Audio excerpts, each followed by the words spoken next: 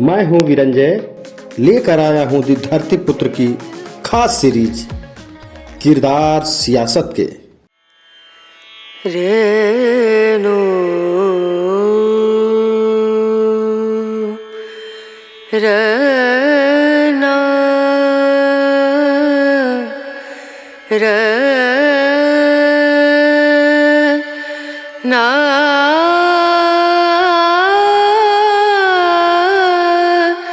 ना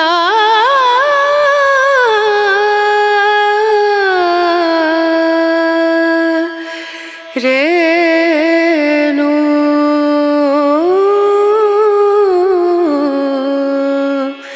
रेणु।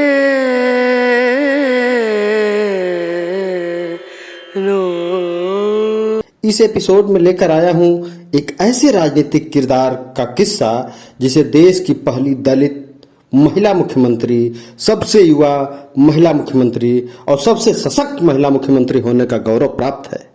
जी हाँ, आप ठीक समझ रहे हैं, मैं बात कुमारी मायावती जी की ही कर रहा हूं, जिन्हें बहन जी के नाम से जाना जाता है। मायावती उर्फ चंद्रावती एक नाम नहीं, संघर्ष का प्रतीक है। मायावती दलित अधिकार का पर्याय है। पग पग पर संघर्ष और विरोध का सामना कर उभरा है यह नाम। साथियों, आज हम जिक्र करेंगे मायावती से जुड़े एक दौर का, जब मायावती ने एक जनसभा की और उसमें दिए गए भाषण की कहानी आइए जानते हैं, जिसमें उन्होंने जनता से कुछ सवाल पूछे और फिर जवाब दिया। जनता लालोट हो गई और बसपा का वोट बीजेपी से आगे निकल गया। मायावती की जो यह फोटो है यह 1989 की है, जब वह पहली बार बिजनौर संसदीय क्षेत्र से लोकसभा चुनाव जीती थी। सिलसिला शुरू होता है 14 अप्रैल 1984 से। मायावती को कमान मिली 14 अप्रैल सन 1984 को। कांसीराम ने बहुजन समाज पार्टी बना ली। मायावती की उस वक्त पार्टी में नंबर 2 की हैसियत थी। पार्टी के विस्तार के लिए जनजागरण अभियान शुरू किया गया था। इसकी कमान मायावती ही संभाल रही थी। हर दिन कभी पैदल तो कभी साइकिल से कई कई रैलियां करती थीं मायावती जी। 1986 में 30 साल की मायावती एक सभा को संबोधित करने हरिद्वार पहुंची थी। उस वक्त हरिद्वार यूपी का ही हिस्सा था। वहां उन्होंने जो भाषण दिया वह इतना ऐतिहासिक था कि सारे दलित और पिछड़े वर्ग के लोग जुट गए। मायावती ने 5 सवाल पूछा और फिर उसके जवाब दिए। नतीजा ये रहा कि वह 1989 का लोकसभा चुनाव बिजनौर से जीत गई। बसपा का वोट शेयर बीजेपी से बढ़ गया। आइए एक एक करके सवालों से रूबरू कराते हैं आपको। मायावती ने उत्साह से लबरेज भीड़ से पहला प्रश्न किया, क्या कोई ऐसा दलित है जो कांग्रेस सरकार में फला फूला हो? मायावती की जिंदगी पर एक किताब है, बहन जी। किताब को लिखने वाले अजय बोस लिखते हैं, मायावती ने मुख्य रूप से दलित जनता और परंपरा से कांग्रेस के वोटदाताओं के सामने एक सवाल खड़ा करके भाषण की शुरुआत की। वह पूछती थी कि क्या आप लोग मुझे ऐसे दलित व्यक्ति का नाम बता सकते हैं जो पिछले 40 सालों में कांग्रेस सरकार की आर्थिक योजनाओं के कारण फला फूला हो? सवाल का जवाब देने की बारी आई तो जनता चुप हो गई, क्योंकि उसे आसपास कोई ऐसा दिखा ही नहीं जिसे आर्थिक योजनाओं का लाभ मिला हो। फिर मायावती कहती, तो तुम मानते हो कि कांग्रेस ने दलितों को मूर्ख बनाया? यहां जनता पहले संकोच दिखाई, फिर बोल देती थी, हाँ, कांग्रेस ने हम सबको मूर्ख बनाया। मायावती अपने भाषण के जरिए कांग्रेस पर हमला करती और जनता तालियां पीटने लगती थी।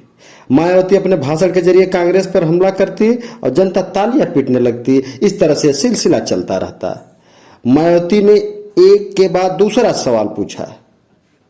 1952 के पहले चुनाव के बाद से हर चुनाव में कांग्रेस के 95% वोट दलितों के होते हैं और सिर्फ 5% वोट ब्राह्मणों के, पर कांग्रेस शासित राज्यों में या फिर केंद्र में 5% दलित मंत्री होते हैं और 55% ब्राह्मण मंत्री। देश के 22 राज्यों के मुख्यमंत्रियों में एक भी दलित नहीं है। तुम्हारे ख्याल से ऐसा क्यों है? भीड़ चिल्लाते हुए बोली। आप ठीक कहती हैं, कांग्रेस ने हमें मूर्ख बनाया। मायावती जी ने जोश से भर चुकी भीड़ के सामने कहा, हम सब जानते हैं कि ये ऊंची जाति के मनुवादी नहीं चाहते कि दलित अच्छा खाएं, अच्छे कपड़े पहने और अच्छा काम करें। तो क्या कोई ऐसी मशीन राज्य में या केंद्र में बनाई जा सकती है जो इन ऊंची जाति वाले लोगों और मंत्रियों का हृदय परिवर्तन कर दे, जिससे दलितों को फलने फूलने में मदद करें? भीड़ ने पहले सिर हिलाया और मायावती की बात खत्म होते ही चिल्लाकर बोली, नहीं, यह मुमकिन है, यह मुमकिन ही नहीं है, यह नामुमकिन है। वे हमसे नफरत करते हैं, वे कभी हमारी भलाई नहीं चाहेंगे। मायावती ने जनता को बताया कि आज दलितों में भी डॉक्टर, इंजीनियर, IAS अफसर हैं। हमें इसके लिए बाबा साहब अम्बेडकर को धन्यवाद देना चाहिए। भीड़ की तरफ इशारा करते हुए उन्होंने कहा, तुम क्या सोचते हो कि यदि बाबा साहब अपना संगठन न बनाकर किसी मनुवादी पार्टी में शामिल हो जाते तो दलितों के लिए इतना कुछ कर पाते? जनता न में सिर और हाथ हिलाने के लिए एकदम तैयार बैठी थी। भीड़ से जवाब आया, कभी नहीं, वे लोग बाबा साहब अम्बेडकर को कभी भी ऐसा नहीं करने देते। 30 साल की मायावती अब निर्णायक बात करने के मोड में आ चुकी थी। उन्होंने 5वां और अंतिम प्रश्न करते हुए कहा, क्या अब आप लोग यह नहीं चाहते कि आबादी के 85% लोग जिनका दमन और शोषण हो रहा है वह एक अलग पार्टी बनाएं? क्या तुम्हें उस दिन का इंतजार नहीं जब ये बहुसंख्यक लोग अपने हाथ में सत्ता लेकर अपने भाग्य का परिवर्तन करें? मायावती के इस आखिरी सवाल के बाद जनता ने नारा लगाना शुरू कर दिया। वे नारे थे, कांसीराम तुम संघर्ष करो, हम तुम्हारे साथ हैं। मायावती तुम संघर्ष करो, हम तुम्हारे साथ हैं। कांसीराम और मायावती ने दलित वर्ग के वोट को एकजुट किया, मुस्लिमों को भी अपने साथ जोड़ा और सरकार बना ली। धीरे धीरे समय बीता। मायावती के इस भाषण के बाद जब उनकी सराहना हुई तो वो दोगुनी ऊर्जा के साथ पार्टी के विस्तार में लग गईं। 15 अगस्त 1987 को दिल्ली की जामा मस्जिद पर भारी भीड़ के सामने उन्होंने भाईचारा बनाओ कार्यक्रम किया।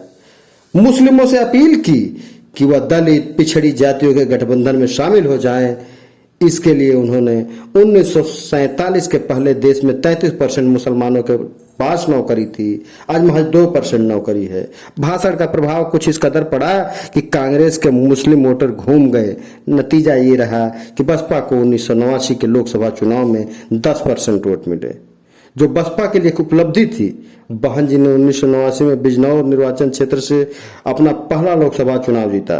वे 1994 में राज्यसभा के लिए चुनी गई।